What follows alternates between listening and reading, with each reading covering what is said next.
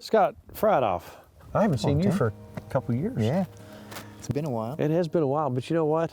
You're doing the same sort of thing. Last time we talked about grouse habitat. We did, yeah. You know, grouse are here in Kentucky. I think, you know, it's a seasonal thing. It's a, what's the word you use, cyclical? Yeah, they're up and down based on the weather. And What is the situation right now in Kentucky as best we know? well, long term, we know that Kentucky's forests have just gotten older, and the majority of them are 80 plus years old, and that's not good grouse habitat anymore. So that's probably the main reason for the long-term decline in grouse right now. As I look back here, I'm seeing some good potential grouse cover here, and I'm seeing some machinery. What is this cat back here that I've been cutting down these trees with?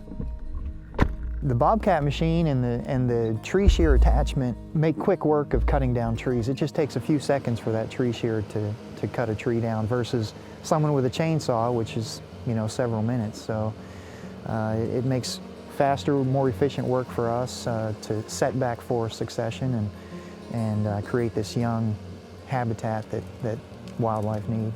Effectively, how much habitat can you create in what amount of time with this machinery, and how big a scale are you going to do this? Are you going to try it in wildlife management areas first, or how's this going to work? Yeah, we're going to try and create 100 acres of new young forest habitat here on Paintsville Lake this winter, combination of the machine and chainsaws, and so we hope to do that in a few months. You know, we're doing this on sites that 30 to 40 years ago, when the Corps of Engineers purchased this property, this site here was probably an old tobacco field or possibly a cow pasture. And over the decades then, the trees slowly reclaimed this opening after the land was abandoned and eventually form a closed canopy forest again. So the machine is making it possible for us to quickly set this back to start over. Grouse are one of those disturbance-dependent animals. They need some sort of forest disturbance to set back forest succession and create a new, vigorously growing young forest. They need that cover to protect them from predators mostly. Explain the grouse life cycle, if you will, and explain what they look for food-wise and how they live their lives here in the hills of Kentucky. They're looking for young forest cover, a lot of it. They need They need high stem densities. A young forest that's regrowing after some sort of disturbance. There's thousands of trees and shrubs competing for that new space and growing up, and that thicket type cover is what grouse need to survive, because a grouse that's walking around in an old forest, an older forest, is going to be seen by predators like hawks, and they're not going to last long. What are the main predators for grouse? The hawks we have here in Kentucky are the primary predators. Owls, I'm sure, take some. And sometimes mammals get lucky. You know, a fox or a bobcat or a coyote maybe gets lucky. Now, a lot of people assume that as things change, they think the turkey have come in and they have really caused a problem with the grouse. That's not so much the case, I would think. I don't believe so. I think the reason we see so many turkeys today is because we have great turkey habitat. And we you know, the forests, older forests are good for turkeys, but not good for grouse.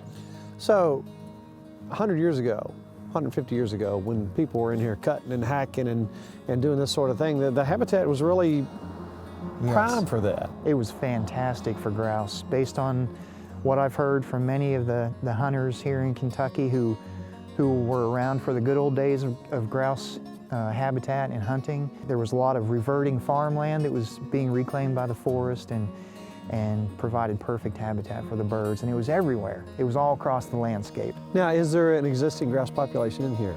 There is actually. You know, Paintsville, there's enough grouse here to make it fun for hunting, and we always ask the deer hunters on the quota hunt, that weekend quota hunt, if they've seen any grouse, and the deer hunters reported seeing 27 grouse. Oh, wow. During that weekend. Where do we get our equipment? Well, the League of Kentucky Sportsmen donated the equipment. They have a habitat improvement Land Acquisition Foundation. And the money for that comes from the sale of their league sport license plates. And so they made a very generous donation to us with 2 Bobcat machines with the tree shear attachments for each. Wow. Yeah.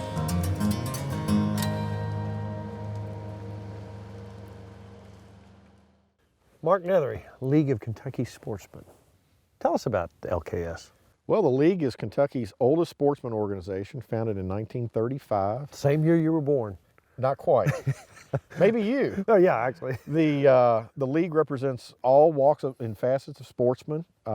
We take great pride in our habitat conservation work and focus on that, as well as representing the sportsmen to the department and with our members in the Kentucky General Assembly. We just saw a segment where some habitat work was being done, and we all know how important habitat work all over the state is right now, especially when it comes to birds. Right. People are seeing this equipment that was being used. That's not cheap. Tell us where that came from, if you will. Well, the League of Kentucky Sportsmen has a sister organization referred to as the acronym is HILAF, H-I-L-A-F, Habitat Improvement Land Acquisition Foundation. The license plates that you see going up and down the interstate with the gorgeous 8-point deer on the back of it, the League license plate, $10 from every license plate goes into that foundation. And that money is earmarked solely for habitat or land acquisition, public habitat improvement or public land acquisition. Thank you so much for what you do. Appreciate you, it. sir. Thank you very much.